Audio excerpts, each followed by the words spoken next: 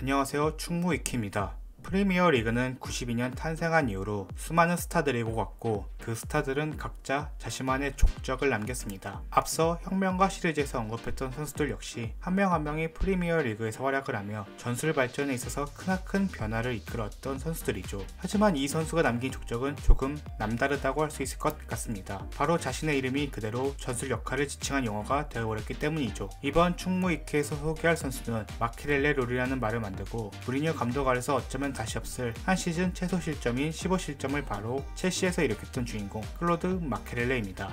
우리가 아는 마케렐레 포지션은 수비형 미드필더이지만 그는 데뷔 초창기 윙어였습니다. 프랑스 리그 낭트에서 처음 그 커리어를 시작했는데 그 시절 그의 플레이를 보면 굉장히 유려한 드리블로 상대 수비수들의 태클을 제치는데 능한 선수였다는 걸 알 수 있습니다. 하지만 감독의 지시사항에 따라서 중앙 미드필더로 포지션을 변경했고 그 자리로 커리어를 쭉 이어나가게 되었죠. 중앙에서 좋은 활약을 보여주면서 마르세유로 이적하게 되었고 프랑스 리그 우승을 차지하게 되면서 셀타 비고로 이적하게 되었습니다. 셀타 비고 시절에 마지뉴를 만나면서 마케렐레는 수비형 미드필더로서의 가능성에도 눈을 뜨게 되었습니다. 마지뉴는 현재 티아고와 피니 알칸타라의 아버지로 유명하지만 선수 시절에는 당대의 브라질 국대의 든든한 허리를 담당하면서 코파 아메리카와 월드컵 우승을 했던 주역이었습니다. 한 인터뷰에서 마케렐레는 새로운 역할의 활력을 열어준 건 마지뉴였다. 나는 몇 시간 동안 마지뉴와 훈련을 했다. 그는 내게 어느 위치에 서 있어야 하고 언제 원터치로 패스를 연결할지 투터치로 연결할지를 알려줬다고 밝혔습니다. 그렇게 좋은 활약을 이어나가던 마케렐레는 레알 마드리드 레이더망에 들어오게 되었습니다. 이 시기에 레알 마드리드는 피구를 사기 위해서 9900 시즌 챔스 우승의 주역이었던 수비형 미드필더 레돈도를 떠나보내는 굉장히 대담한 결정을 내렸고 이를 대체하기 위해 데포르티보의 콘세 이상 그리고 셀타 비고의 마케렐레와 셀라데스를 동시에 영입했습니다. 그리고 그 3명 중 가장 성공적인 영입은 마케렐레였습니다.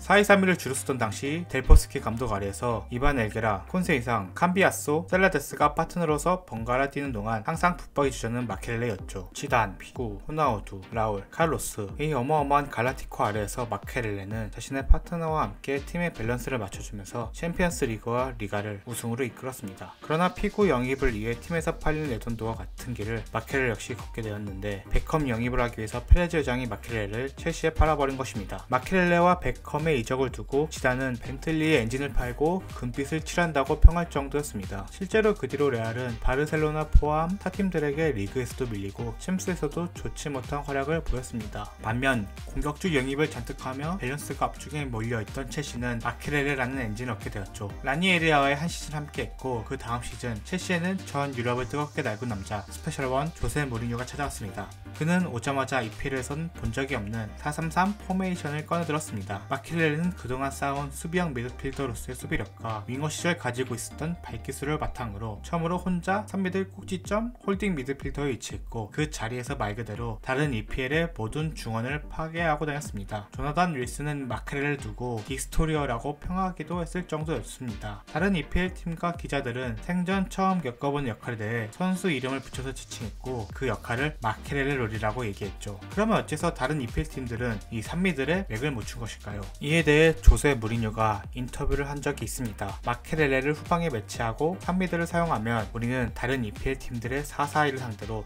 여분의 선수를 가지게 되고 이는 큰 이점이 된다. 순수한 4-4-2는 우리를 막을 수가 없다라고 얘기했습니다. 이 여분의 중원 자원을 가지고 항상 3대2 구도를 가져가며 수적 우위를 가져간 것이 무리뉴와 마케렐레의 승리 공식이었습니다. 퍼거슨이 2미들을 들고 유럽 무대 3미들 상대로 고생했던 경험을 이제 다른 프리미어 리그 팀들 역시 공유하게 된 거죠. 마케렐레 역할을 좀 더 전술적으로 살펴보면 마케렐레는 일단 수비형 미드필더로서 미드필더와 수비 라인 사이에 위치하였습니다. 일단 그 자리에서 선수가 한 명 위치하면서 생기는 장점은 그 당시 라인 사이에 위치하면서 전방으로 스루 패스를 찔러주는 공격수를 막기 용이했다는 점입니다. 칸토나가 유행시켰던 처진 공격수를 상대할 선수가 이젠 생긴 것입니다. 처진 공격수의 전술적 역할 중 하나가 상대 수비와 미드필더 라인 사이에서 상대에게 혼란을 야기하는 것인데 이제 상대한 이 팀 입장에서도 라인 사이에 선수 한 명을 주면서 막을 수 있던 것이죠. 그러나 이러한 마케렐레 롤은 단순히 수비 상황에만 국한된 역할이 아니었습니다. 마케렐레 롤은 상대의 이선 처진 공격수나 공미를 막는 것 외에 여러가지 장점이 더 있었기 때문이죠. 첫 번째로는 빌드업 시 장점이 있습니다. 4-4-2를 사용하던 대다수의 잉글랜드 팀들은 2명의 미드필더를 통해서 빌드업 중인 첼시의 미드필더를 막으려 했습니다. 그러나 이 투미들이 첼시 미드를 한 명씩 마킹하게 될 경우 상대적으로 마케렐레는 마킹 없이 자유롭게 됩니다. 덕분에 덕분에 마케렐레는 볼 전진을 여유롭게 할 수 있었죠. 만일 무리하게 한 명의 미드필더가 마케렐레를 막으려면 다른 첼시의 미드필더 램파드나 애쉬양 혹은 티아고 위치의 미드필더 마크가 헐거워지게 되고, 이때는 이 선수가 자유롭게 전진했습니다. 일부 팀들은 이를 막기 위해서 측면의 미드필더를 안으로 좁히면서 3대3 구도를 만들려고 시도하는 경우도 있었지만, 이 경우에는 첼시가 풀백으로 올려버리면서 측면에서 수적으로 유리한 상황을 만들었습니다. 결국 첼시는 마케를 통해서 빌드업 시 언제나 스타 싸움에 유리하게 이끌어갈 수 있었던 것이죠. 두 번째 장점은 상대의 공격 옵션을 축소시켰다는 것이죠. 이렇게 미드필더 라인에서 첼시 압박이 힘들었던 팀들은 이를 해결하기 위해 공격수를 내리는 방법을 택하기도 했습니다. 4-4-2 팀들이 4-4-1을 가용하면서 한 명의 공격수가 상대의 마케렐레를 직접 압박하는 형태로 변하는 것이죠. 문제는 대개 당시 EPL의 처진 스트라이커 내지는 공격형 미드필더들은 활동량과 수비 가담 능력이 아쉬웠던 선수들이 많았다는 것입니다. 아스날의 베르캄프 같은 선수에게 압박시킨다는 점은 당연히 어불성설이었습니다.